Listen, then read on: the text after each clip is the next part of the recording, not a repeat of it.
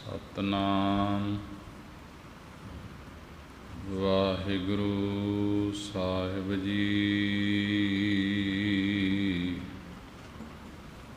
ਸਤਨਾਮ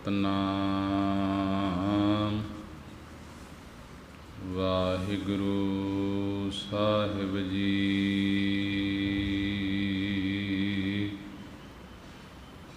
ਇੱਕ ਓੰਕਾਰ ਸਤਨਾਮ ਕਰਤਾ ਪੁਰਖ ਨਿਰਭਉ ਨਿਰਵੈਰ ਅਕਾਲ ਮੂਰਤ ਅਜੂਨੀ ਸੈਭੰ ਗੁਰ ਪ੍ਰਸਾਦ। ਜਾਪ ਆਦਿ ਸਚ ਜੁਗਾਦ ਸਚ ਹੈ ਭੀ ਸਚ ਨਾਨਕ ਹੋਸੀ ਭੀ ਸਚ। ਸਤਨਾਮ ਵਾਹਿਗੁਰੂ ਸਾਹਿਬ ਜੀ। ਗੌੜੀ ਕਬੀਰ ਜੀ। ਜੋ ਜਨ ਪਰਮਿਤ ਪਰ ਮਨ ਮਾ ਜਾਨਾ ਬਾਤ ਨਹੀਂ ਬੈਕੁੰਠ ਸਮਾਨਾ। ਜੋ ਜਨ ਪਰਮਿਤ ਪਰ ਮਨ ਜਾਨਾ ਬਾਤ ਨਹੀਂ ਬੈਕੁੰਠ ਸਮਾਨਾ। ਨਾ ਜਾਨਾ ਬੈਕੁੰਠ ਕਹਾਹੀ ਜਾਨ ਜਾਨ ਸਭ ਕਹੇ ਤਹਾਹੀ। ਰਾਉ ਕਹਿਨ ਕਹਾਵਨ ਨਹਿ ਪਤਿਆਈ ਹੈ ਤੋ ਮਨ ਮਾਨੈ ਜਾਂਤੇ ਹਉਮੈ ਜਈ ਹੈ। ਜਬ ਲਗ ਮਨ ਬੈਕੁੰਠ ਕੀ ਆਸ ਤਬ ਲਗ ਹੋਏ ਨਹੀਂ ਚਰਨ ਨਿਵਾਸ। ਕਹੋ ਕਬੀਰ ਇਹ ਕਹੀਐ ਕਾਹੇ ਸਾਧ ਸੰਗਤ ਬੈਕੁੰਠੈ ਆਹੇ। ਕਹੋ ਕਬੀਰ ਇਹ ਕਹੀਐ ਕਾਹੇ ਸਾਧ ਸੰਗਤ ਬੈਕੁੰਠੈ ਆਹੇ।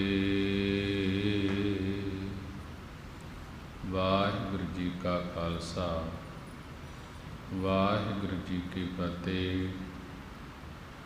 ਸਾਹਿਬ ਸ੍ਰੀ ਗੁਰੂ ਗ੍ਰੰਥ ਸਾਹਿਬ ਮਹਾਰਾਜ ਜੀ ਦਾ ਕੋਟਾਨ ਕੋਟ ਸ਼ੁਕਰਾਨਾ ਹੈ। ਗੁਰੂ ਨੇ ਬੜੀ ਹੀ ਰਹਿਮਤ ਕਿਰਪਾ ਕੀਤੀ ਹੈ। ਸੰਗਤਾਂ ਨੂੰ ਅੰਮ੍ਰਿਤ ਵੇਲੇ ਦੇ ਖੁੱਲ੍ਹੇ ਦਰਸ਼ਨ ਦੀਦਾਰੇ ਬਖਸ਼ੇ ਹਨ। ਆਓ ਅੰਮ੍ਰਿਤ ਵੇਲੇ ਦੀ ਸੰਭਾਲ ਕਰਦੇ ਹੋਏ ਸਾਹਿਬ ਸ੍ਰੀ ਗੁਰੂ ਗ੍ਰੰਥ ਸਾਹਿਬ ਮਹਾਰਾਜ ਜੀ ਨੂੰ ਸੀਸ ਝੁਕਾਉਂਦੇ ਹੋਏ ਸਾਰੀ ਸੰਗਤ ਗੱਜ ਕੇ ਫਤਿਹ ਬੁਲਾਉਣਾ ਕਰੀਏ ਜੀ। ਵਾਹਿਗੁਰੂ ਜੀ ਕਾ ਖਾਲਸਾ ਵਾਹਿਗੁਰੂ ਜੀ ਕੀ ਫਤਿਹ। ਸਾਹਿਬ ਸ੍ਰੀ ਗੁਰੂ ਗ੍ਰੰਥ ਸਾਹਿਬ ਮਹਾਰਾਜ ਜੀ ਦੀ ਪਵਿੱਤਰ ਬਾਣੀ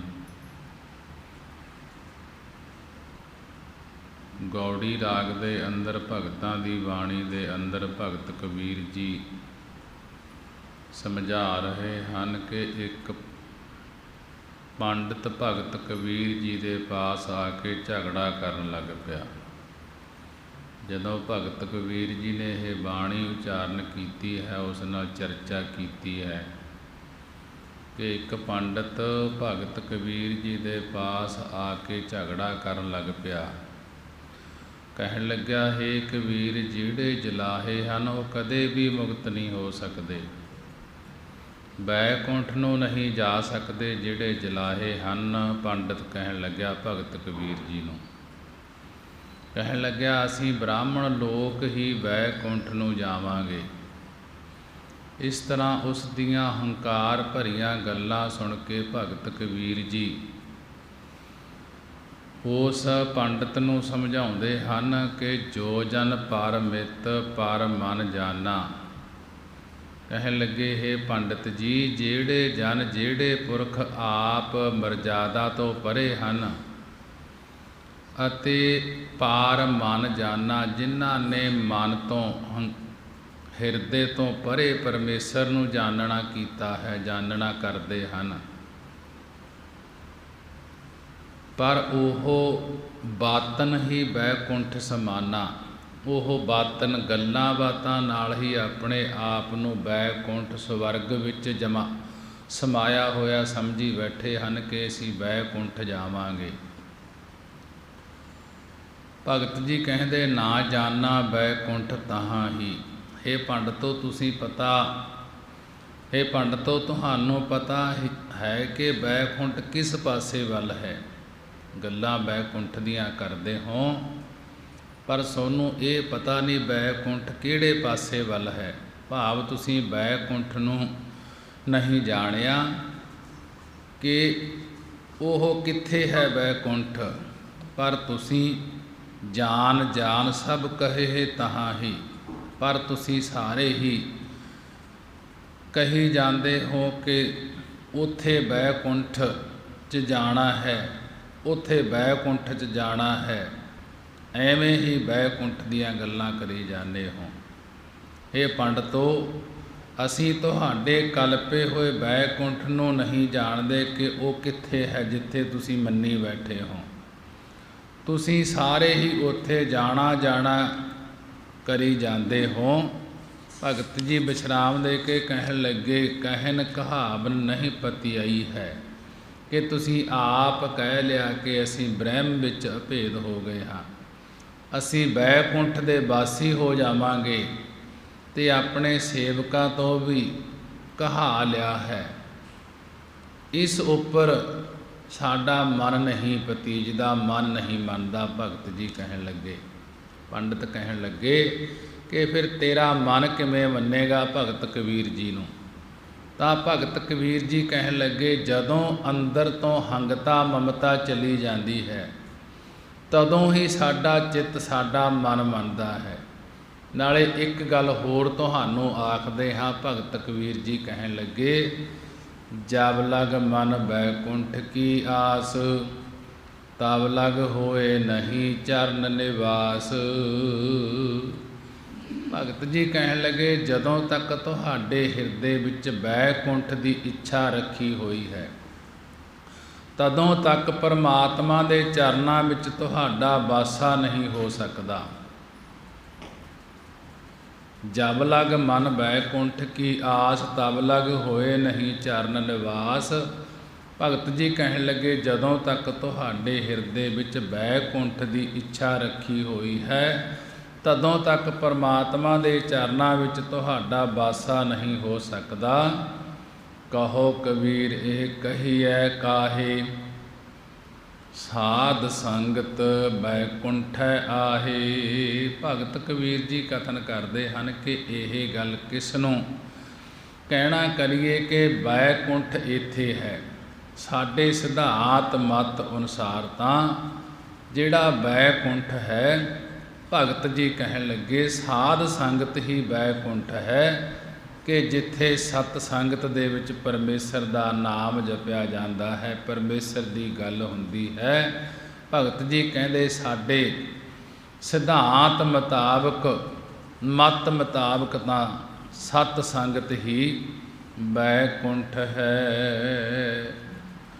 ਗੌੜੀ ਕਬੀਰ ਜੀ ਉਪਜੈ ਨਿਪਜੈ ਨਿਪਚ ਸਮਾਈ, ਨੈਨਹਿ ਦੇਖਤ ਇਹ ਜਗ ਜਾਈ। ਲਾਜ ਨ ਮਰਹੁ ਕਹੋ ਘਰ ਮੇਰਾ, ਅੰਤ ਕੀ ਬਾਰ ਨਹੀਂ ਕਸ ਤੇਰਾ ਰਹਾਉ। ਅਨਕ ਜਤਨ ਕਰ ਕਾਇਆ ਪਾਲੀ, ਮਰਤੀ ਵਾਰ ਅਗਨ ਸੰਗ ਜਾਲੀ। ਚੋਆ ਚੰਦਨ ਮਰਦਨ ਅੰਗਾ, ਸੋ ਤਨ ਜਲੈ ਕਾਟ ਕੈ ਸੰਗਾ। ਕਹੋ ਕਬੀਰ ਸੁਨੋ ਰੇ ਗੁਨੀਆ, ਬਿਨਸੈ ਗੋ ਰੂਪ ਦੇਖੈ ਸਭ ਦੁਨੀਆ। ਭਗਤ ਜੀ ਬੜੇ ਹੀ ਵਿਸਥਾਰ ਦੇ ਨਾਲ ਸਮਝਾ ਰਹੇ ਹਨ। ਗੌੜੀ ਰਾਗ ਦੇ ਅੰਦਰ ਕਬੀਰ ਜੀ ਦੀ ਬਾਣੀ ਹੈ, ਪੰਜਵੇਂ ਪਾਤਸ਼ਾਹ ਗੁਰੂ ਅਰਜਨ ਦੇਵ ਮਹਾਰਾਜ ਜੀ ਨੇ ਲਿਖਵਾਈ ਹੈ ਕਿ ਕਬੀਰ ਜੀ ਦਾ ਇੱਕ ਪ੍ਰੇਮੀ ਸੀ। ਭਗਤ ਕਬੀਰ ਜੀ ਦਾ ਇੱਕ ਪ੍ਰੇਮੀ ਸੀ। ਉਹ ਉਮਰ ਭੋਗ ਕੇ ਚੜ੍ਹਾਈ ਕਰ ਗਿਆ। ਉਸ ਦੇ ਮਰਨ ਮਗਰੋਂ ਉਸ ਦੇ ਪੁੱਤਰ ਘਰ ਵਿੱਚ ਆਪੋ ਵਿੱਚ ਦੀ ਲੜ ਪਏ। ਜਦੋਂ ਕਬੀਰ ਦਾ ਇੱਕ ਪ੍ਰੇਮੀ ਸੀ, ਉਹ ਉਮਰ ਭੋਗ ਕੇ ਚੜ੍ਹਾਈ ਕਰ ਗਿਆ। ਉਸ ਦੇ ਮਰਨ ਮਗਰੋਂ ਉਸ ਦੇ ਪੁੱਤਰ ਘਰ ਦੇ ਵਿੱਚ ਲੜ ਪਏ। ਘਰ ਵੰਡਣ ਲੱਗੇ। ਕਿਸੇ ਨੇ ਕਬੀਰ ਜੀ ਨੂੰ ਜਾ ਕੇ ਦੱਸਿਆ ਕਿ ਭਗਤ ਕਬੀਰ ਜੀ, ਤੇਰੇ ਪ੍ਰੇਮੀ ਦੇ ਬੱਚੇ ਘਰ ਵੰਡਣ ਵਾਸਤੇ ਲੜੀ ਜਾਂਦੇ ਹਨ। ਤਾਂ ਕਬੀਰ ਜੀ ਨੇ ਉਹਨਾਂ ਦਾ ਫੈਸਲਾ ਕਰਾਉਣ ਲਈ ਆਏ ਉਹਨਾਂ ਦੇ ਘਰ, ਅਤੇ ਇਹ ਉਪਦੇਸ਼ ਦੇਣਾ ਕੀਤਾ ਭਗਤ ਕਬੀਰ ਜੀ ਨੇ ਕਿ ਕਹਿਣ ਲੱਗੇ, ਉਪਜੈ ਨਿਪਜੈ ਨਿਪਚ ਸਮਾਈ। ਭਗਤ ਕਬੀਰ ਜੀ ਆਪਣੇ ਪ੍ਰੇਮੀ ਦੇ ਬੱਚਿਆਂ ਨੂੰ ਕਹਿਣ ਲੱਗਿਆ, ਹੇ ਪੁੱਤਰੋ, ਦੇਖੋ ਪਹਿਲਾਂ ਤੁਹਾਡਾ ਪਿਤਾ ਉਪਜੈ ਪੈਦਾ ਹੋਇਆ ਅਤੇ ਫਿਰ ਤੁਸੀਂ ਉਸ ਤੋਂ ਨਿਪਜੇ ਪੈਦਾ ਹੋਏ। ਇਸੇ ਪ੍ਰਕਾਰ ਉਹ ਅੰਤ ਨੂੰ ਨਿਪਜ ਸਮਾਈ, ਨਿਪਜਿਆ ਹੋਇਆ ਭਾਵ ਪੈਦਾ ਹੋਇਆ, ਸਮਾ ਗਿਆ ਹੈ, ਲੈ ਹੋ ਗਿਆ ਹੈ, ਇਸ ਸੰਸਾਰ ਤੋਂ ਚਲਿਆ ਗਿਆ ਹੈ। ਨੈਣਹਿ ਦੇਖਤ ਇਹ ਜਗ ਜਾਈ। ਇਸ ਪ੍ਰਕਾਰ ਨੈਣਹਿ ਅੱਖਾਂ ਨਾਲ ਦੇਖਦਿਆਂ ਦੇਖਦਿਆਂ ਇਹ ਸਾਰਾ ਜਗਤ, ਸਾਰਾ ਸੰਸਾਰ ਤੁਰਿਆ ਜਾ ਰਿਹਾ ਹੈ ਕਿ ਲਾਜ ਨਾ ਮਰਹੋ ਕਰਹੋ ਘਰ, ਲਾਜ ਨਾ ਮਰਹੋ ਕਹੋ ਘਰ ਮੇਰਾ। ਲਾਜ ਸ਼ਰਮ ਨਾਲ ਕਿਉਂ ਨਹੀਂ ਮਰਦੇ? ਅੱਗੇ ਕਹਿੰਦੇ ਹੋ ਕਿ ਮੇਰਾ ਘਰ, ਮੇਰਾ ਘਰ, ਮੈਂ ਆਪਣੇ ਭਰਾ ਨੂੰ ਨਹੀਂ ਦੇਣਾ, ਆਪਸ ਦੇ ਵਿੱਚ ਕਿਉਂ ਲੜਦੇ ਹੋ? ਅੰਤ ਕੀ ਵਾਰ ਨਹੀਂ ਕਛ ਤੇਰਾ। ਜਦੋਂ ਅੰਤ ਅਖੀਰਲਾ ਦਿਨ ਆ ਗਿਆ ਤਾਂ ਕੁਝ ਪਦਾਰਥ ਵੀ ਤੁਹਾਡਾ ਨਹੀਂ ਰਹੇਗਾ। ਰਹਾਓ ਭਗਤ ਜੀ ਫਿਰ ਬੱਚਿਆਂ ਨੂੰ ਉਪਦੇਸ਼ ਦਿੰਦੇ ਹਨ। ਅਨਕ ਯਤਨ ਕਰ ਕਾਇਆ ਪਾਲੀ। ਦੇਖੋ ਤੁਸੀਂ ਅਨਕ ਅਨੇਕਾਂ ਯਤਨ ਉਪਾਅ ਕਰਕੇ, ਦਵਾਈਆਂ ਪਦਾਰਥ ਆਦਿਕ ਖਵਾ ਕੇ ਆਪਣੇ ਪਿਤਾ ਦੀ ਕਾਇਆ ਦੇਹੀ ਪਾਲਣਾ ਕੀਤੀ, ਉਸ ਪਿਤਾ ਦੇ ਸਰੀਰ ਨੂੰ ਪਾਲਣਾ ਕੀਤਾ, ਤੇ ਤੁਸੀਂ ਆਪਣੀਆਂ ਦੇਹਾਂ ਨੂੰ ਵੀ ਘਿਓ ਮੱਖਣ ਆਦਿ ਖਾ ਖਾ ਕੇ ਪਾਲਣਾ ਕੀਤਾ। ਮਰਤੀ ਵਾਰ ਅਗਨ ਸੰਗ ਜਾਲੀ, ਕਿ ਉਸੇ ਹੀ ਪਿਤਾ ਦੀ ਦੇਹੀ ਨੂੰ ਮਰਤੀ ਮਰਦੇ ਵਾਰ, ਮਰਦੇ ਸਮੇਂ ਅੱਗ ਦੇ ਨਾਲ ਸਾੜਨਾ ਕੀਤਾ ਹੈ। ਇਵੇਂ ਹੀ ਇਹ ਤੁਹਾਡੀ ਦੇਹੀ ਸਾੜੀ ਜਾਏਗੀ। ਚੋਆ ਚੰਦਨ ਮਰਦਨ ਅੰਗਾ। ਇਹ ਭਾਈ, ਜੀਵ ਅਨੇਕਾਂ ਤਰ੍ਹਾਂ ਦੇ ਚੰਦਨਾਂ ਦੇ ਅਰਕ ਨੂੰ ਚੁਆ ਚੁਆ ਕੇ ਆਪਣੇ ਸਰੀਰ ਦੇ ਅੰਗਾਂ ਨੂੰ ਮਰਦਨ ਮਲਣਾ ਕਰਦਾ ਹੈ। ਚੋਆ ਚੰਦਨ ਮਰਦਨ ਅੰਗਾ।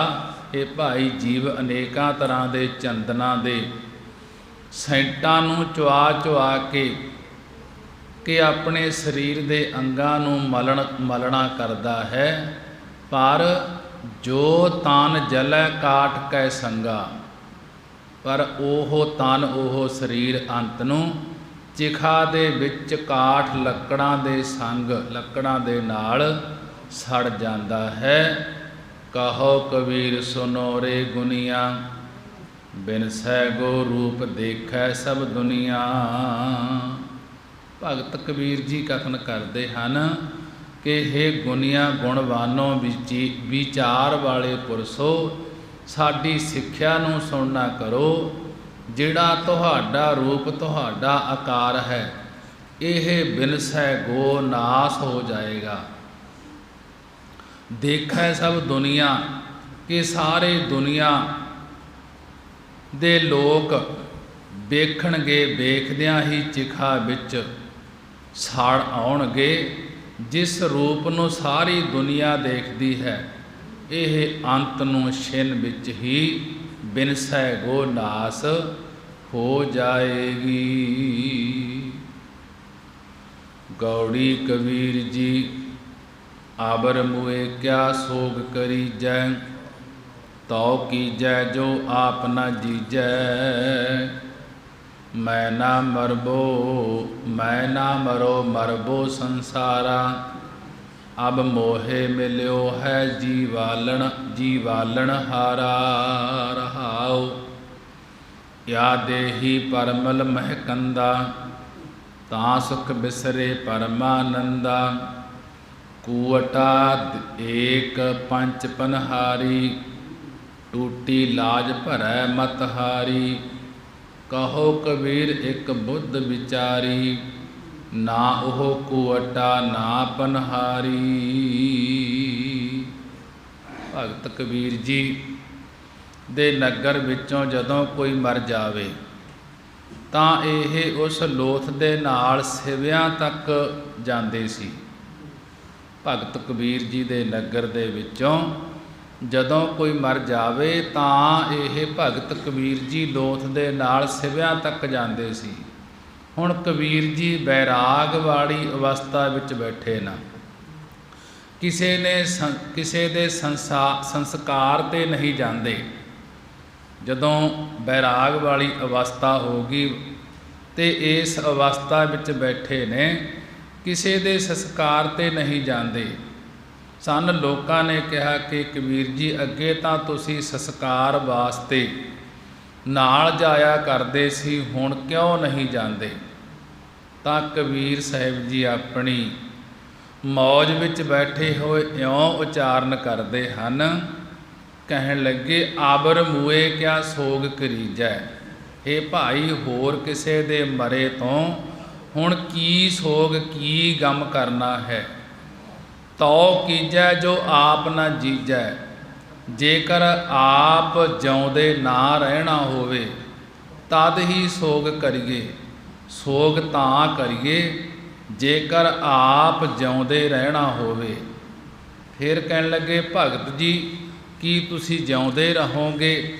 ਭਗਤ ਜੀ ਕਹਿਣ ਲੱਗੇ ਮੈਂ ਨਾ ਮਰੋ ਮਰਬੋ ਸੰਸਾਰਾ, ਕਿ ਮੈਂ ਨਹੀਂ ਮਰਾਂਗਾ, ਕਿਉਂਕਿ ਮੇਰੇ ਹਿਰਦੇ ਵਿੱਚੋਂ ਜਗਤ ਦਾ ਸਤਪੁਣਾ ਮਰ ਚੁੱਕਿਆ ਹੈ। ਆਬ ਮੋਹੇ ਮਿਲਿਓ ਹੈ ਜੀਆਵਨ ਹਾਰਾ, ਕਿ ਹੁਣ ਮੈਨੂੰ ਜੀਆਵਨ ਹਾਰਾ ਜਿਉਂਦੇ ਕਰਨ ਵਾਲਾ ਗੁਰਾਂ ਦੁਆਰਾ ਪਰਮੇਸ਼ਰ ਦਾ ਨਾਮ ਮਿਲ ਗਿਆ ਹੈ। ਮੈਨੂੰ ਜੀਵਤ ਕਰਨ ਵਾਲਾ ਬ੍ਰਹਮ ਚੇਤਨ ਮਿਲ ਗਿਆ ਹੈ। ਰਹਾਉ ਵਿਸ਼ਰਾਮ ਦੇ ਕੇ ਅੱਗੇ ਕਹਿਣ ਲੱਗੇ ਯਾ ਦੇਹੀ ਪਰਮਲ ਮਹਿ ਕੰਦਾ, ਤਾਂ ਸੁਖ ਬਿਸਰੇ ਪਰਮਾਨੰਦਾ। ਭਗਤ ਜੀ ਕਹਿਣ ਲੱਗੇ ਇਸ ਦੇਹੀ ਇਸ ਸਰੀਰ ਉੱਪਰ ਜਿਹੜੇ ਲੋਕ ਪਰਮਲ ਚੰਦਨ ਆਦਿਕ ਦੀਆਂ ਮਹਿ ਕੰਦਾਂ ਸੁਗੰਧੀਆਂ ਆਦਿਕ ਲਾਉਂਦੇ ਹਨ ਤਾਂ ਸੁਖ ਬਿਸਰੈ, ਉਹਨਾਂ ਲੋਕਾਂ ਤਾਈਂ ਵਿਸੇ ਸੁਖ ਵਿੱਚ ਲੱਗਣ ਕਰਕੇ ਪਰਮਾਨੰਦਾ ਬ੍ਰਹਮਾਨੰਦ ਦਾ ਸੁਖ ਭੁੱਲ ਜਾਂਦਾ ਹੈ। ਯਾ ਦੇਹੀ ਪਰਮਲ ਮਹਿ ਕੰਦਾ, ਇਸ ਦੇਹੀ ਇਸ ਸਰੀਰ ਉੱਪਰ ਜਿਹੜੇ ਲੋਕ ਚੰਦਨ ਆਦਿਕ ਦੀਆਂ ਸੁਗੰਧੀਆਂ ਆਦਿਕ ਲਾਉਂਦੇ ਹਨ ਤਾਂ ਸੁਖ ਬਿਸਰੈ ਪਰਮਾਨੰਦਾ, ਤਾਂ ਉਹਨਾਂ ਲੋਕਾਂ ਤੋਂ ਹੀ ਵਿਸੇ ਸੁਖ ਵਿੱਚ ਲੱਗਣ ਕਰਕੇ ਬ੍ਰਹਮਾਨੰਦ ਦਾ ਸੁਖ ਭੁੱਲ ਗਿਆ ਹੈ। ਕੂਵਟਾ ਏਕ ਪੰਚ ਪਨਹਾਰੀ, ਟੂਟੀ ਲਾਜ ਭਰੈ ਮਤ ਹਾਰੀ। ਸੰਸਾਰ ਰੂਪੀ ਇੱਕ ਕੂਵਟਾ ਇੱਕ ਖੂਹ ਹੈ। ਇਹ ਸੰਸਾਰ ਹੈ ਜਿਹੜਾ ਇੱਕ ਖੂਹ ਦੀ ਨਿਆਈ ਹੈ। ਇਸ ਦੇ ਵਿੱਚ ਪੰਜੇ ਗਿਆਨ ਇੰਦਰੀਆਂ ਵਿਸ਼ੇ ਰੂਪੀ ਪਨਹਾਰੀ ਪਾਣੀ ਭਰਨ ਵਾਲੀਆਂ ਹਨ। ਜਦੋਂ ਉਮਰਾ ਰੂਪੀ ਟੂਟੀ ਲਾਜ ਭਰੈ ਮਤ ਹਾਰੀ, ਜਦੋਂ ਉਮਰਾ ਰੂਪੀ ਲੱਜ ਲਾਸ ਟੁੱਟ ਜਾਂਦੀ ਹੈ, ਉਦੋਂ ਭਰਨ ਵਾਲੀ ਜਿਹੜੀ ਮਤ ਬੁੱਧ ਹੈ ਇਹ ਵੀ ਹਾਰ ਜਾਂਦੀ ਹੈ। ਭਾਵ ਇਸ ਦੇਹ ਵੱਲੋਂ ਉੱਠ ਕੇ ਪਰਲੋਕ ਨੂੰ ਚਲੀ ਜਾਂਦੀ ਹੈ। ਕੂਵਟਾ ਏਕ ਪੰਚ ਪਨਹਾਰੀ, ਟੂਟੀ ਲਾਜ ਭਰੈ ਮਤ ਹਾਰੀ। ਇਹ ਸੰਸਾਰ ਇੱਕ ਕੂਵਟਾ ਖੂਹ ਹੈ। ਇਸ ਦੇ ਵਿੱਚ ਪੰਜੇ ਗਿਆਨ ਇੰਦਰੀਆਂ ਵਿਸ਼ੇ ਰੂਪੀ ਪਾਣੀ ਭਰਨ ਵਾਲੀਆਂ ਹਨ। ਟੂਟੀ ਲਾਜ ਭਰੈ ਮਤ ਹਾਰੀ, ਜਦੋਂ ਉਮਰਾ ਰੂਪੀ ਲੱਜ ਟੁੱਟ ਜਾਂਦੀ ਹੈ ਉਦੋਂ ਭਰਨ ਵਾਲੀ ਜਿਹੜੀ ਮੱਤ, ਪਾਣੀ ਭਰਨ ਵਾਲੀ ਜਿਹੜੀ ਮੱਤ ਹੈ, ਇਹ ਵੀ ਹਾਰ ਜਾਂਦੀ ਹੈ। ਭਾਵ ਇਸ ਦੇਹ ਵੱਲੋਂ ਉੱਠ ਕੇ ਪਰਲੋਕ ਨੂੰ ਚਲੀ ਜਾਂਦੀ ਹੈ। ਕਹੋ ਕਬੀਰ ਇੱਕ ਬੁੱਧ ਵਿਚਾਰੀ, ਨਾ ਉਹ ਕੁਵਟਾ ਨਾ ਪਨਹਾਰੀ। ਭਗਤ ਕਬੀਰ ਜੀ ਕਥਨ ਕਰਦੇ ਹਨ ਕਿ ਅਸੀਂ ਇੱਕ ਬੁੱਧੀ ਨੂੰ ਵਿਚਾਰ ਕੇ ਵੇਖਿਆ ਹੈ ਕਿ ਨਾ ਹੀ ਉੱਥੇ ਉਹ ਸੰਸਾਰ ਰੂਪੀ ਖੂਹ ਰਹਿੰਦਾ ਹੈ ਤੇ ਨਾ ਹੀ ਵਿਸ਼ੇ ਰੂਪੀ ਪਾਣੀ ਨੂੰ ਭਰਨ ਵਾਲੀਆਂ ਪੰਜੇ ਗਿਆਨ ਇੰਦਰੀਆਂ ਰਹਿੰਦੀਆਂ ਹਨ। ਕਹੋ ਕਬੀਰ ਇੱਕ ਬੁੱਧ ਵਿਚਾਰੀ, ਨਾ ਉਹ ਕੁਵਟਾ ਨਾ ਪਨਹਾਰੀ। ਕਿ ਭਗਤ ਜੀ ਸਮਝਾ ਰਹੇ ਹਨ ਕਿ ਅਸੀਂ ਇੱਕ ਬੁੱਧੀ ਨੂੰ ਵਿਚਾਰ ਕੇ ਵੇਖਿਆ ਹੈ ਕਿ ਨਾ ਹੀ ਉੱਥੇ ਖੂਹ, ਉਹ ਸੰਸਾਰ ਰੂਪੀ ਖੂਹ ਰਹਿੰਦਾ ਹੈ ਤੇ ਨਾ ਹੀ ਵਿਸ਼ੇ ਰੂਪੀ ਪਾਣੀ ਨੂੰ ਭਰਨ ਵਾਲੀਆਂ ਪੰਜੇ ਗਿਆਨ ਇੰਦਰੀਆਂ ਰਹਿੰਦੀਆਂ ਹਨ। ਗੌੜੀ ਕਬੀਰ ਜੀ। ਗੌੜੀ ਦੇ ਅੰਦਰ ਭਗਤ ਕਬੀਰ ਜੀ ਦੀ ਬਾਣੀ ਹੈ। 12ਵਾਂ ਸ਼ਬਦ ਹੋ ਚੁੱਕਿਆ ਹੈ, 14 ਸ਼ਬਦ ਹਨ ਭਗਤ ਕਬੀਰ ਜੀ ਦੇ। ਕਿ ਇੱਕ ਪਾਵਨ ਸ਼ਬਦ ਵਿੱਚ ਭਗਤ ਕਬੀਰ ਸਾਹਿਬ ਜੀ ਪਰਮੇਸ਼ਰ ਅੱਗੇ ਬੇਨਤੀ ਕਰਦੇ ਹਨ ਕਿ ਹੇ ਮਹਾਰਾਜ, ਮੇਰੇ ਤੇ ਕਿਰਪਾ ਕਰੋ ਕਿ ਜੈਸੇ ਅਸਥਾਵਰ ਜੰਗਮ ਕੀਟ ਪਤੰਗਾ, ਅਨਕ ਜਨਮ ਕੀਏ ਬਹੁ ਰੰਗਾ। ਭਗਤ ਕਬੀਰ ਜੀ ਕਹਿਣ ਲੱਗੇ, ਹੇ ਪਰਮੇਸ਼ਰ, ਅਸਥਾਵਰ ਇੱਕ ਥਾਂ ਸਥਿਤ ਰਹਿਣ ਵਾਲੇ ਬ੍ਰਿਛ ਪੱਥਰ ਆਦਿਕ ਜੰਗਮ ਲੱਤਾਂ ਨਾਲ ਤੁਰਨ ਵਾਲੇ ਜੀਵ, ਕੀਟ ਕੀੜੇ ਪਤੰਗਾ ਪਰਵਾਨੇ ਭਮੱਕੜ ਆਦਿਕ ਜੂਨਾਂ ਵਿੱਚ ਅਸੀਂ ਬਹੁਤ ਸਾਰੇ ਮਾਇਆ ਦੇ ਤਮਾਸਿਆਂ ਵਿੱਚ ਪਿਆ ਹੋਇਆ ਨੇ ਅਨੇਕਾਂ ਜਨਮ ਧਾਰਨ ਕੀਤੇ ਹਨ।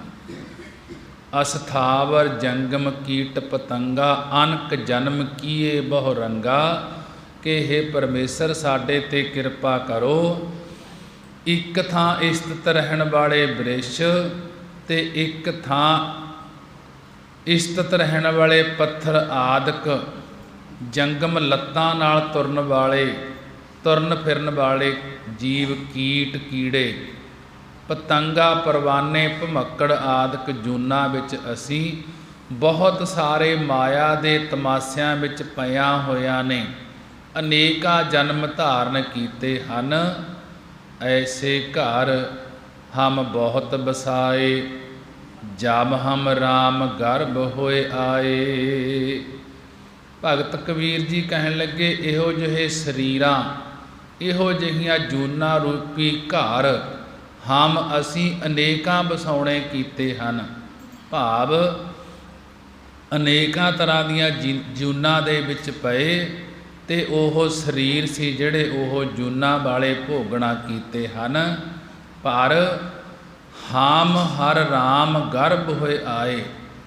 ਕਿ ਰਾਮ ਪਰਮੇਸ਼ਰ ਜਦੋਂ ਦੇ ਅਸੀਂ, ਹੇ ਪਰਮੇਸ਼ਰ, ਹੇ ਰਮੇ ਹੋਏ ਰਾਮ, ਜਦੋਂ ਦੇ ਅਸੀਂ ਮਾਤਾ ਦੇ ਗਰਭ, ਮਾਤਾ ਦੇ ਉਦਰ ਵਿੱਚ ਹੁੰਦੇ ਆਏ ਹਾਂ। ਕਿ ਜੋਗੀ ਜਤੀ ਤਪੀ ਬ੍ਰਹਮਚਾਰੀ, ਕਬ ਹੂੰ ਰਾਜਾ ਛਤਰਪਤ ਕਬ ਹੂੰ ਭੇਖਾਰੀ। ਕਦੇ ਪੁੰਨਾਂ ਦੇ ਪ੍ਰਤਾਪ ਕਰਕੇ ਜੋਗੀ ਬਣ ਕੇ ਜੋਗਾ ਅਭਿਆਸ ਕੀਤਾ, ਕਦੇ ਤਿਆਗੀ ਹੋ ਕੇ ਜਤੀ ਕਹਾਇਆ, ਕਦੇ ਧੂਣੀਆਂ ਤਾਪ ਕੇ ਤਪੀ ਕਹਾਇਆ ਤੇ ਕਦੇ ਗ੍ਰਸਤ ਦਾ ਤਿਆਗ ਕਰਕੇ ਬ੍ਰਹਮਚਰਜ ਰੱਖ ਕੇ ਬ੍ਰਹਮਚਾਰੀ ਕਹਾਇਆ। ਕਬ ਹੂੰ ਰਾਜਾ ਛਤਰਪਤ ਕਬ ਹੂੰ ਭੇਖਾਰੀ। ਕਬ ਹੂੰ ਕਦੇ ਉੱਤਮ ਕਰਮਾਂ ਕਰਕੇ ਰਾਜ ਭਾਗ ਦੀ ਪ੍ਰਾਪਤੀ ਕਰਕੇ ਰਜਵਾੜਿਆਂ ਦਾ ਮਾਲਕ ਕਹਾਇਆ ਤੇ ਰਾਜਾ ਛਤਰਪਤ ਚੱਕਰਵਰਤੀ ਪਾਤਸ਼ਾਹ ਬਣ ਕੇ ਸਾਰੀ ਧਰਤੀ ਦੇ ਮਾਲਕ ਬਣੇ। ਕਬਹੂ ਭੇਖ ਧਾਰੀ, ਕਦੇ ਪੁੰਨਾ ਤੋਂ ਹੀਣੇ ਹੋ ਕੇ ਭੇਖ ਧਾਰੀ, ਮੰਗਤੇ ਬਣ ਕੇ ਭਿਖਿਆ ਹੀ ਮੰਗਦੇ ਫਿਰਦੇ ਰਹੇ। ਸਾਕਤ ਮਰੇ ਸੰਤ ਸਭ ਜੀਵਹੇ, ਰਾਮ ਰਸੈਨ ਰਸਨਾ ਪੀਵਹੇ। ਜਿਹੜੇ ਸਾਕਤ ਕਠੋਰ ਚਿੱਤ ਵਾਲੇ ਸ਼ਕਤੀ ਦੇ ਉਪਾਸਕ ਲੋਕ ਹਨ, ਉਹ ਸਾਰੇ ਮਰ ਜਾਣ ਤੇ ਸੰਤ ਸਾਤ ਆਤਮਾ ਮਹਾਂਪੁਰਖ ਸਾਰੇ ਹੀ ਜਿਉਂਦੇ ਰਹਿਣ। ਕਿ ਕਹਿਣ ਲੱਗੇ, ਹੇ ਕਬੀਰ ਜੀ, ਇਹ ਬਚਨ ਤੁਸੀਂ ਕਿਉਂ ਕਹੇ ਕਿ ਜਿਹੜੇ ਕਠੋਰ ਚਿੱਤ ਵਾਲੇ ਸ਼ਕਤੀ ਦੇ ਉਪਾਸਕ ਲੋਕ ਉਹ ਸਾਰੇ ਮਰ ਜਾਣ ਤੇ ਸਾਤ ਆਤਮਾ ਮਹਾਂਪੁਰਖ ਸਾਰੇ ਹੀ ਜਿਉਂਦੇ ਰਹਿਣ। ਹੇ ਭਗਤ ਜੀ, ਇਹ ਬਚਨ ਤੁਸੀਂ ਕਿਉਂ ਕਹੇ? ਕਹਿਣ ਲੱਗੇ, ਕਿਉਂਕਿ ਸਾਕਤ ਜੰਮਣ ਮਰਨ ਵਾਲੇ ਪਦਾਰਥ ਵਿੱਚ ਚਿੱਤ ਲਾਉਣ ਕਰਕੇ ਜੰਮਦੇ ਮਰਦੇ ਰਹਿੰਦੇ ਹਨ, ਤੇ ਇਹਨਾਂ ਦੀ ਸੰਗਤ ਕਰਕੇ ਹੀ ਜੂਨੀਆਂ ਨੂੰ ਭੋਗਣਾ ਪਿਆ ਹੈ। ਅਤੇ ਜੋ ਸੰਤ ਜਨ ਹਨ ਉਹ ਸਦਾ ਹੀ ਜਿਉਂਦੇ ਹਨ, ਕਿਉਂਕਿ ਉਹ ਜੀਵਨ ਰੂਪ ਪਰਮੇਸ਼ਰ ਵਿੱਚ ਆਪਣੇ ਚਿੱਤ ਨੂੰ ਜੋੜਦੇ ਹਨ। ਇਸ ਕਰਕੇ ਇਹ ਬਚਨ ਕਹੇ ਹਨ। ਤੇ ਸੰਤ ਜਨ ਹੀ ਰਾਮ ਰਸੈਨ ਰਸਨਾ ਪੀਵਹੇ, ਸੰਤ ਜਨ ਹੀ ਰਸੈਨ ਰਸਾਂ ਦੇ ਘਰ ਪਰਮੇਸ਼ਰ ਦੇ ਨਾਮ ਰੂਪੀ ਅੰਮ੍ਰਿਤ ਨੂੰ ਰਸਨਾ ਦੁਆਰਾ ਪੀਂਦੇ ਹਨ। ਕਹੋ ਕਬੀਰ ਪ੍ਰਭ ਕਿਰਪਾ ਕੀਜੈ, ਹਾਰ ਪਰੇ ਅਬ ਪੂਰਾ ਦੀਜੈ। ਭਗਤ ਕਬੀਰ ਜੀ ਕਥਨ ਕਰਦੇ ਹਨ ਕਿ ਇਹ ਪਰਮੇਸ਼ਰ ਜੀ, ਤੁਸੀਂ ਸਾਡੇ ਉੱਪਰ ਕਿਰਪਾ ਦਇਆ ਦ੍ਰਿਸ਼ਟੀ ਕਰਨੀ ਕਰੋ। ਹੇ ਅੰਤਰਜਾਮੀ, ਅਸੀਂ ਜਨਮਾਂ ਜਨਮਾਤਰਾਂ ਤੋਂ ਹਾਰ ਪਰੇ, ਹਾਰ ਕੇ ਤੇਰੀ ਸ਼ਰਨ ਵਿੱਚ ਪਏ ਹਾਂ। ਅਬ ਪੂਰਾ ਦੀਜੈ, ਕਿ ਅਬ ਹੁਣ ਇਸ ਮਾਨਸ ਦੇਹੀ ਵਿੱਚ ਪੂਰਨ ਗਿਆਨ ਦੇਣਾ ਕਰੋ। ਭਗਤ ਜੀ ਕਹਿਣ ਲੱਗੇ ਕਿ ਕਹੋ ਕਬੀਰ ਪ੍ਰਭ ਕਿਰਪਾ ਕੀਜੈ, ਹਾਰ ਪਰੇ ਅਬ ਪੂਰਾ ਦੀਜੈ। ਕਿ ਭਗਤ ਕਬੀਰ ਜੀ ਕਥਨ ਕਰਦੇ ਹਨ, ਹੇ ਪਰਮੇਸ਼ਰ, ਤੂੰ ਸਾਡੇ ਉੱਪਰ ਦਇਆ ਦ੍ਰਿਸ਼ਟੀ ਕਰਨੀ ਕਰ। ਹੇ ਅੰਤਰਜਾਮੀ, ਅਸੀਂ ਜਨਮਾਂ ਜਨਮਾਤਰਾਂ 'ਚੋਂ ਹਾਰ ਕੇ ਤੇਰੀ ਸ਼ਰਨ ਵਿੱਚ ਪਏ ਹਾਂ। ਅਬ ਪੂਰਾ ਦੀਜੈ, ਅਬ ਹੁਣ ਇਸ ਮਾਨਸ ਦੇਹੀ ਵਿੱਚ ਪੂਰਨ ਗਿਆਨ ਦੇਣਾ ਕਰੋ। ਗੌੜੀ ਕਬੀਰ ਜੀ ਕੀ ਨਾਲ ਰਲਾਏ, ਲਿਖਿਆ ਮਹੱਲਾ ਪੰਜਵਾ।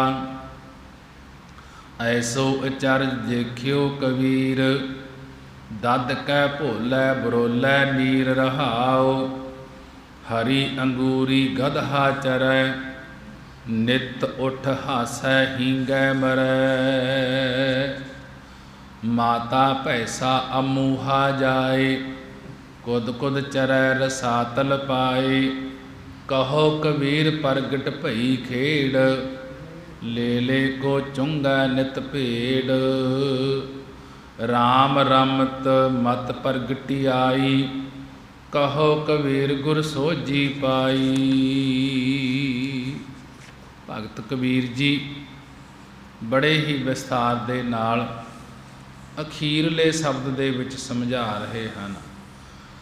ਗੌੜੀ ਕਬੀਰ ਜੀ ਕੀ ਨਾਲ ਰਲਾਏ, ਲਿਖਿਆ ਮਹੱਲਾ ਪੰਜਵਾ।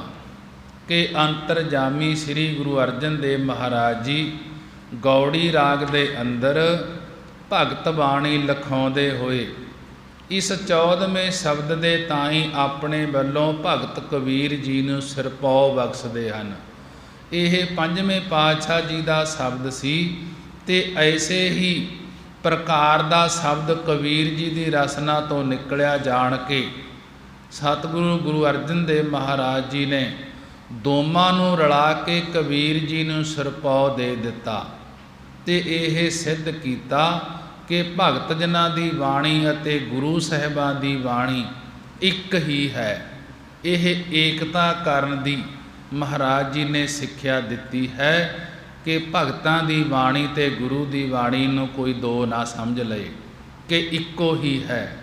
ਐਵੇਂ ਕੋਈ ਭਗਤ ਜਨਾਂ ਦੀ ਬਾਣੀ ਨੂੰ ਵੱਖਰਾ ਨਾ ਸਮਝੇ। ਇਹ ਗੁਰੂ ਜੀ ਦੇ ਦਰ ਤੇ ਪ੍ਰਵਾਨ ਹੋਈ ਹੈ। ਜੈਸਾ ਕਿ ਤੀਸਰੇ ਪਾਤਸ਼ਾਹ ਜੀ ਨੇ ਵੀ ਬਚਨ ਕਹੇ ਹਨ, ਨਾਮਾ ਸ਼ੀਬਾ ਕਬੀਰ ਜੁਲਾਹਾ ਪੂਰੇ ਗੁਰ ਤੇ ਗਤ ਪਾਈ, ਬ੍ਰਹਮ ਕੇ ਬੇਤੇ ਸ਼ਬਦ ਪਛਾਣੇ ਹਉਮੈ ਜਾਤ ਗਵਾਈ, ਸੋਰ ਨਾਰ ਤਿਨ ਕੀ ਬਾਣੀ ਗਾਵਹਿ ਕੋਇ ਨਾ ਮੇਟੈ ਭਾਈ। ਕਿ ਇਹ ਸਾਰਿਆਂ ਦੇ ਗਾਉਣੇ ਯੋਗ ਗੁਰਬਾਣੀ ਦੇ ਨਾਲ ਸਤਿਗੁਰਾਂ ਨੇ ਭਗਤ ਜਨਾਂ ਨੂੰ ਮੇਲਣਾ ਕੀਤਾ ਹੈ। ਜਿਵੇਂ ਗੰਗਾ ਆਦਿਕ ਨਦੀਆਂ ਸਮੁੰਦਰ ਵਿੱਚ ਰਲ ਕੇ ਸਮੁੰਦਰ ਦਾ ਰੂਪ ਹੋ ਜਾਂਦੀਆਂ ਹਨ, ਕਿ 999 ਨਦੀਆਂ ਦਸੀਆਂ ਹਨ ਜਿਹੜੀਆਂ ਗੰਗਾ ਦੇ ਵਿੱਚ ਪੈਂਦੀਆਂ ਹਨ ਤੇ ਗੰਗਾ ਦਾ ਹੀ ਰੂਪ ਹੋ ਜਾਂਦੀਆਂ ਹਨ। ਇਸ ਤਰ੍ਹਾਂ ਗੁਰੂ ਸਾਹਿਬ ਜੀ ਸਮੁੰਦਰ ਦੀ ਨਿਆਈ ਹਨ ਤੇ ਨਦੀਆਂ ਦੀ ਨਿਆਈ ਭਗਤ ਜਨ ਉਹਨਾਂ ਵਿੱਚ ਮਿਲ ਕਰਕੇ ਉਹਨਾਂ ਦਾ ਹੀ ਰੂਪ ਹੋ ਗਏ ਹਨ। ਸੋ ਇਉਂ ਮਹਾਰਾਜ ਜੀ ਏਕਤਾ ਦਿਖਾਉਂਦੇ ਹਨ। ਗੌੜੀ ਕਬੀਰ ਜੀ ਦੇ ਨਾਲ ਰਲਾ ਕੇ ਪੰਜਵੇਂ ਪਾਤਸ਼ਾਹ ਜੀ ਨੇ ਆਪਣਾ ਮਹੱਲਾ ਲਿਖਿਆ ਹੈ ਕਿ ਭਗਤ ਕਬੀਰ ਜੀ ਆਪਣੇ ਆਨੰਦ ਵਿੱਚ ਬੈਠੇ ਸਨ। ਸਤ ਸੰਗੀ ਲੋਕ ਆਣ ਕੇ ਭਗਤ ਜੀ ਦੇ ਦਰਸ਼ਨ ਕਰਿਆ ਕਰਦੇ ਸਨ। ਤਾਂ ਇੱਕ ਦਿਨ ਇੱਕ ਪ੍ਰੇਮੀ ਨੇ ਕਬੀਰ ਜੀ ਪਾਸ ਆਣ ਕੇ ਜੋ ਕਿਹਾ ਉਸ ਨੂੰ ਕਬੀਰ ਸਾਹਿਬ ਜੀ ਕਥਨ ਕਰਦੇ ਹਨ। ਭਗਤ ਕਬੀਰ ਜੀ ਨੇ ਜੋ ਹੀ ਵਾਚਨ ਉਹਨਾਂ ਦਰਸ਼ਨ ਕਰਨ ਵਾਲਿਆਂ ਨੂੰ ਦਿੱਤਾ ਉਹ ਉਚਾਰਨ ਕੀਤਾ ਹੈ ਗੁਰੂ ਅਰਜਨ ਦੇਵ ਮਹਾਰਾਜ ਜੀ ਨੇ। ਐਸੋ ਅਚਰਜ ਦੇਖਿਓ ਕਬੀਰ, ਦਦ ਕੈ ਭੋਲੇ ਬਰੋਲੇ ਨੀਰ। ਕਿ ਕਹਿਣ ਲੱਗੇ ਜੋ ਦਰਸ਼ਨ ਕਰਨ ਆਏ ਸੀ ਕਿ ਅਸੀਂ ਐਸੀ ਅਚਰਜ ਖੇਡ ਦੇਖੀ ਹੈ। ਭਗਤ ਜੀ ਕਹਿਣ ਲੱਗੇ ਕਿ ਅਸੀਂ ਇੱਕ ਅਜਿਹੀ ਅਚਰਜ ਹੈਰਾਨ ਜਨਕ ਕੌਤਕ ਵੇਖ ਲਿਆ ਹੈ। ਕਿ ਇਹ ਕੌਤਕ ਵੇਖ ਆਏ ਹਾਂ ਕਿ ਤੜਕੇ ਇੱਕ ਮਾਈ ਦੱਧ ਦਹੀਂ ਦੇ ਭੁਲੇਖੇ ਪਾਣੀ ਨੂੰ ਰਿੜਕੀ ਜਾਂਦੀ ਸੀ। ਭਾਵ ਦਹੀਂ ਵਾਲੀ ਚਾਟੀ ਦੇ ਨਾਲ ਹੀ ਪਾਣੀ ਵਾਲੀ ਚਾਟੀ ਪਈ ਸੀ ਤੇ ਭੁਲੇਖੇ ਵਿੱਚ ਪਾਣੀ ਵਾਲੀ ਚਾਟੀ ਦੇ ਵਿੱਚ ਤੇ ਮਧਾਣੀ ਪਾ ਕੇ ਉਹ ਪਾਣੀ ਰਿੜਕ ਰਹੀ ਸੀ। ਜਦ ਦਿਨ ਚੜ੍ਹੇ ਦੇਖਿਆ ਤਾਂ ਹੈਰਾਨ ਹੋ ਗਈ ਕਿ ਮੱਖਣ ਤਾਂ ਆਇਆ ਹੀ ਨਹੀਂ, ਇਕੱਲੀ ਝੱਗ ਜਿਹੀ ਆਈ ਹੈ। ਤੇ ਇੱਕ ਹੋਰ ਪ੍ਰੇਮੀ ਕਹਿੰਦਾ ਜਿਹੜਾ ਦਰਸ਼ਨ ਕਰਨ ਆਇਆ ਸੀ ਕਿ ਕਬੀਰ ਜੀ ਮੈਂ ਵੀ ਕੁਝ ਅਚਰਜ ਕੌਤਕ ਦੇਖ ਆਇਆ ਹਾਂ। ਕਬੀਰ ਜੀ ਕਹਿੰਦੇ ਤੂੰ ਵੀ ਵੇਖ ਆਇਆ ਹੈ ਤਾਂ ਤੂੰ ਵੀ ਦੱਸ। ਤਾਂ ਕਹਿੰਦਾ ਹਰੀ ਅੰਗੂਰੀ ਗਧਾ ਚਰੈ, ਨਿਤ ਉੱਠ ਹਾਸੈ ਹੀਂਗੈ ਮਰੈ। ਭਗਤ ਜੀ ਨੂੰ ਕਿ ਉਹ ਦਰਸ਼ਨ ਕਰਨ ਵਾਲੇ ਸੇਵਕ ਕਹਿਣ ਲੱਗੇ ਇਹ ਭਗਤ ਜੀ ਹਰੀ ਅੰਗੂਰੀ ਗਧਾ ਚਰੈ, ਨਿਤ ਉੱਠ ਹਾਸੈ ਹੀਂਗੈ ਮਰੈ। ਕਿ ਖੇਤਾਂ ਵਿੱਚ ਹਰੀ ਅੰਗੂਰੀ ਨਵੀਂ ਉੱਗੀ ਹੋਈ ਹਰਿਆਵਲ ਭਾਵ ਕਰੁੰਬਲਾਂ ਨੂੰ ਗਧਾ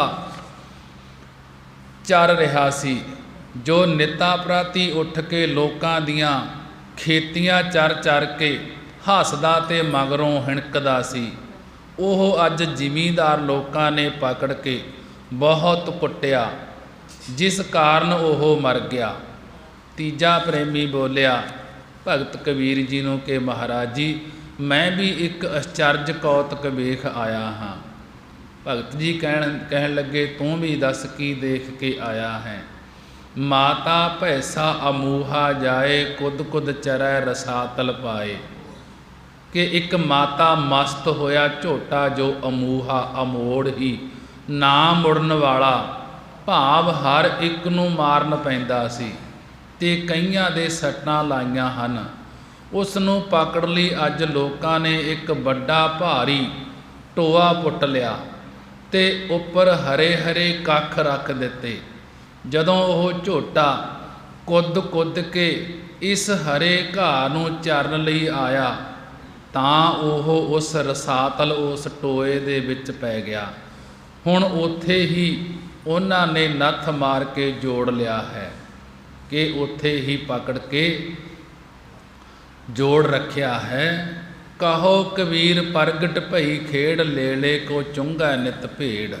ਭਗਤ ਕਬੀਰ ਜੀ ਕਥਨ ਕਰਦੇ ਹਨ ਕਿ ਹੋਰ ਵੀ ਕੁਝ ਅਚਰਜ ਦੇਖਿਆ ਹੈ।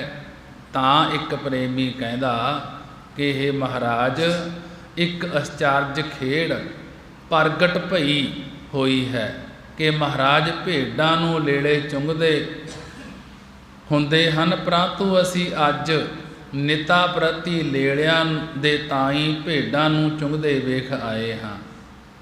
ਰਾਮ ਰਮਤ ਮਤ ਪ੍ਰਗਟੀ ਆਈ, ਕਹੋ ਕਬੀਰ ਗੁਰ ਸੋਝੀ ਪਾਈ।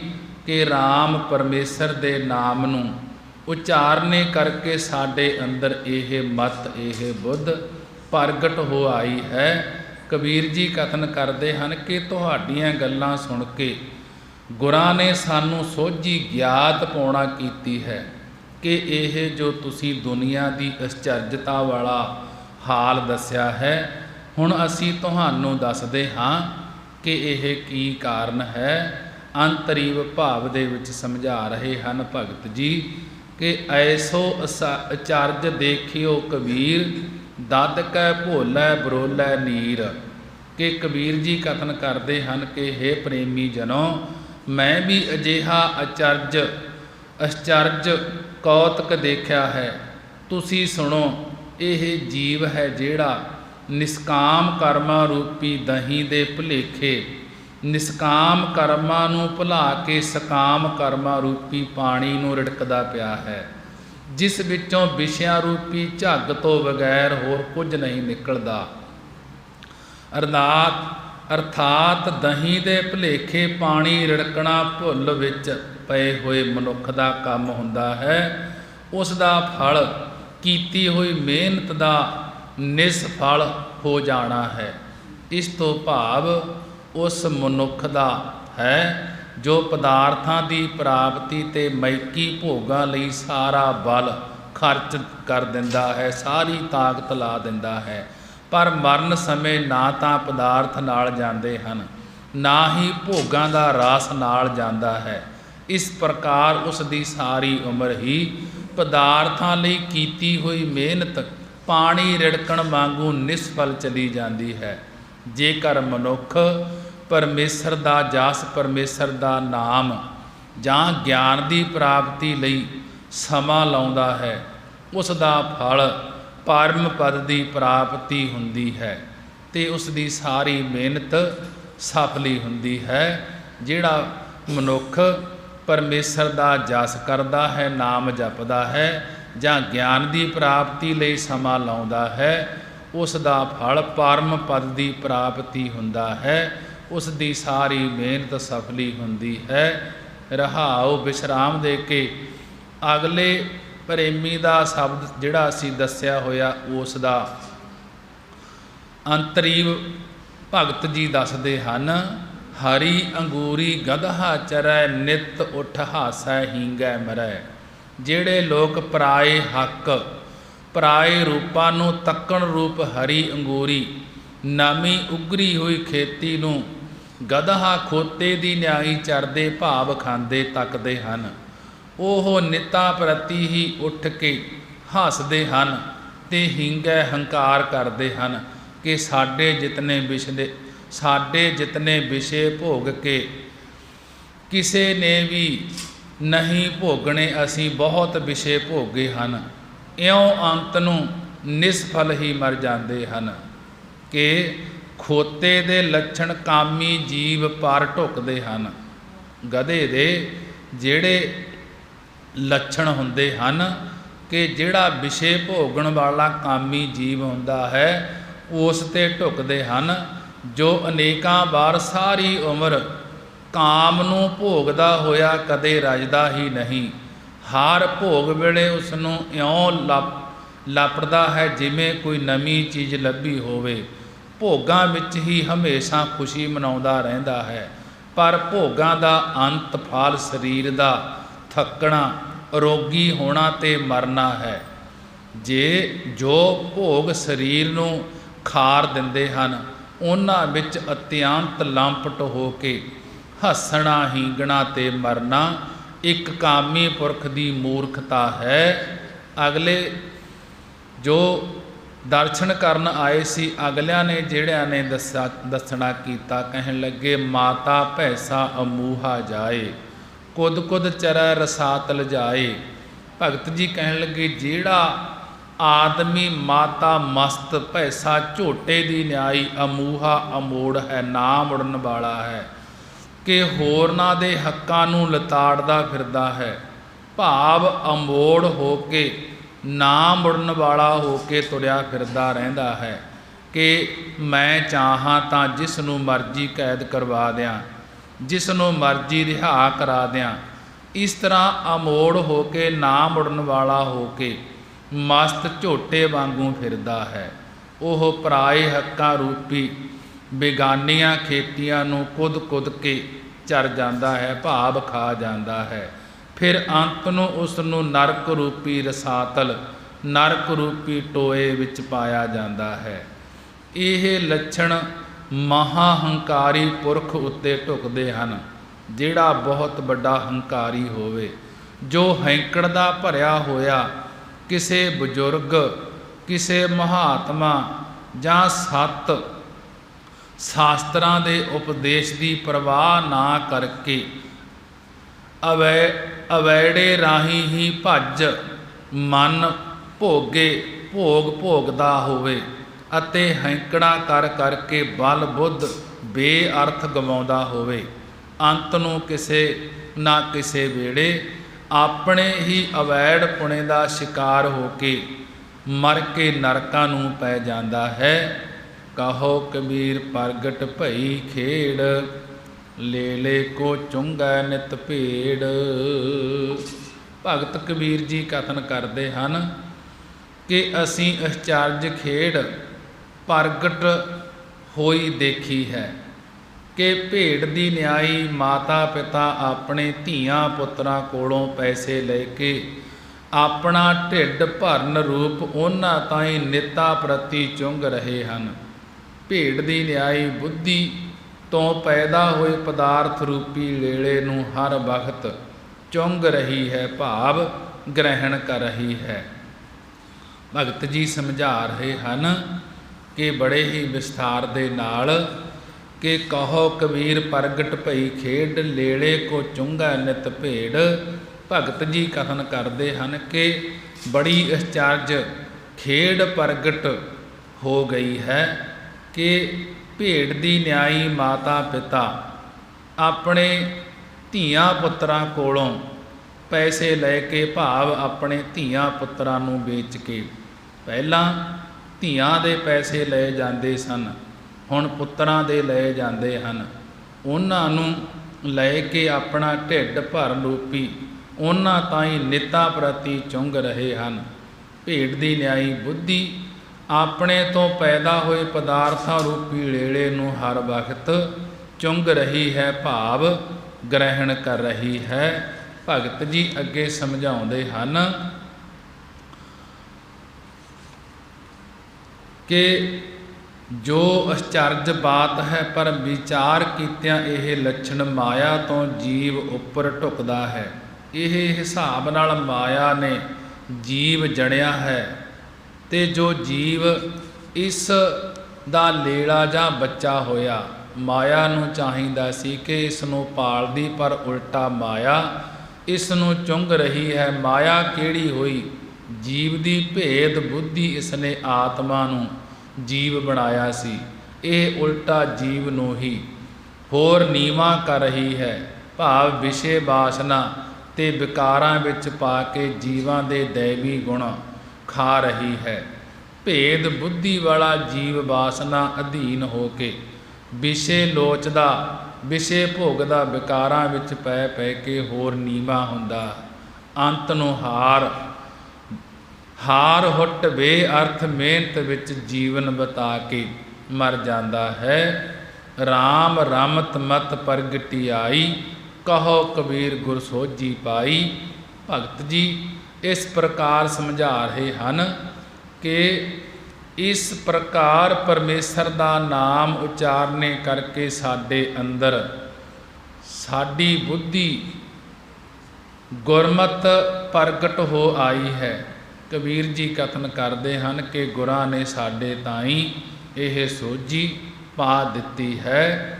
ਰਾਮ ਰਮਤ ਮਤ ਪ੍ਰਗਟਿਆਈ, ਕਹੋ ਕਬੀਰ ਗੁਰ ਸੋਝੀ ਪਾਈ। ਭਗਤ ਜੀ ਨੇ ਬੜੇ ਹੀ ਵਿਸਥਾਰ ਦੇ ਨਾਲ ਸਮਝਾਉਣਾ ਕੀਤਾ ਹੈ ਕਿ ਇਸ ਪ੍ਰਕਾਰ ਪਰਮੇਸ਼ਰ ਦਾ ਨਾਮ ਉਚਾਰਨੇ ਕਰਕੇ ਸਾਡੇ ਅੰਦਰ ਸੁੱਧ ਬੁੱਧੀ ਗੁਰਮਤ ਪ੍ਰਗਟ ਹੋ ਆਈ ਹੈ। ਕਬੀਰ ਜੀ ਕਥਨ ਕਰਦੇ ਹਨ ਕਿ ਗੁਰਾਂ ਨੇ ਸਾਡੇ ਤਾਈਂ ਇਹ ਸੋਝੀ ਬਖਸ਼ ਦਿੱਤੀ ਹੈ। ਬੜੇ ਹੀ ਵਿਸਤਾਰ ਦੇ ਨਾਲ ਗੁਰੂ ਅਰਜਨ ਦੇਵ ਮਹਾਰਾਜ ਜੀ ਦੀ ਉਚਾਰਨ ਕੀਤੀ ਹੋਈ ਬਾਣੀ ਭਗਤ ਕਬੀਰ ਜੀ ਦੀ 14 ਪਦੇ ਸੰਪੂਰਨ ਹੋਏ। ਕੱਲ੍ਹ ਨੂੰ ਗੌੜੀ ਕਬੀਰ ਜੀ ਦੇ 5 ਪਦੇ 5 ਪਦਿਆਂ ਦੇ ਸ਼ਬਦ ਆਉਣਗੇ।